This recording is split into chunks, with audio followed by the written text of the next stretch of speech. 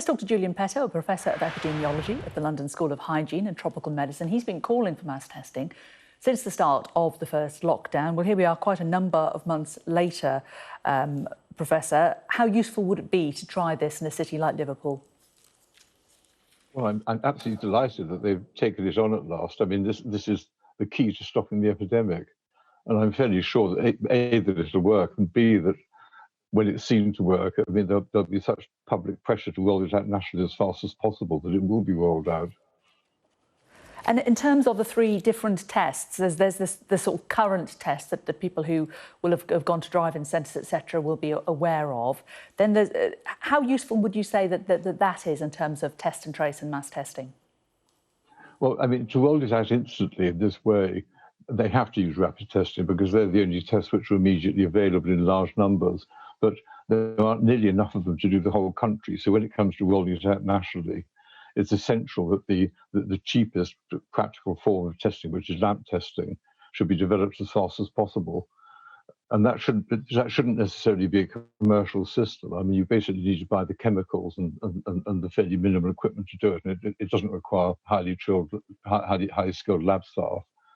And so for the time being, they should use every test that's available, which is what they're doing. But as rapidly as possible, they should develop, I mean, just simplified lamp testing, because that's the only way of making it available. I mean, you need 10 million tests a day to test the whole population once a week. And none of the companies can produce tests on that scale. It's far cheaper and far more practical to do it, as I say, in that way. But how reliable is the lamp testing?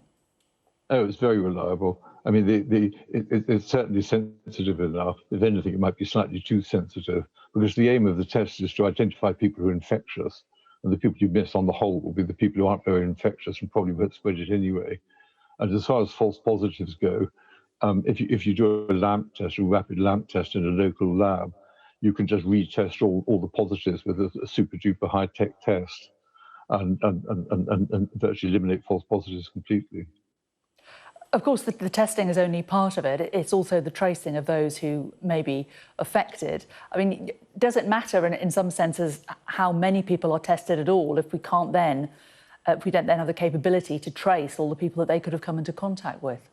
Well, an essential element of mass testing is that you should have a population register. You can just download it from GP records. You just need name and address, and that's it basically. And then you can monitor the whole thing directly. You've got to, you'd ascertain contact emails or phone numbers for virtually the whole population. And the advantage of that is you can not only notify people when they've got a positive result and their household members, but if you identify their contacts will also be on the register. So contact tracing is much, much faster, much cheaper, and much more effective. So it's all part of the same thing. I mean, they haven't had time to do that in Liverpool, but when it's rolled out, I mean, in further cities, I mean, I'd strongly urge them to set up a national register, a local register of the population, and use it both to run the testing system and to enter the results on, because that facilitates the whole system and makes contact tracing easily done very rapidly. You were calling for this from the start of the lockdown. Why do you think the government has started doing it now? What do you think has pushed them in this direction? It's very hard to say. I mean, there was extraordinary opposition to it. I mean, the expert modelers who were advising them said it was a rotten idea because they didn't think of it. I mean, the companies that manufactured tests didn't want it to happen in this way because they were more concerned with selling as many of their tests as possible and getting it rolled out quickly. And there was some very ill-informed criticism from social scientists in public health. I mean, I think the fact that, I suspect that Dominic Cummings supported it and everybody hates him, and I think that probably held it up as well.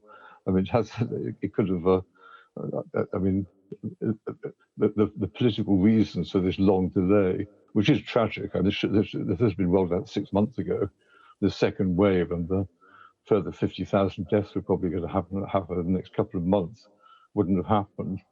But could we have physically rolled it out 6 months ago? Sorry to cut across you, but was the infrastructure there? Were the tests there? It just wasn't possible 6 months ago, was it? Well, that's not clear. I mean, as far as the tests are concerned, I mean, the equipment needed for lamp testing is minimal. and it was simply a matter of how fast the reagents could be produced. So, I mean, it's not my field, but I mean, people know about these things. Of course, I think it could have been done very rapidly indeed, yes.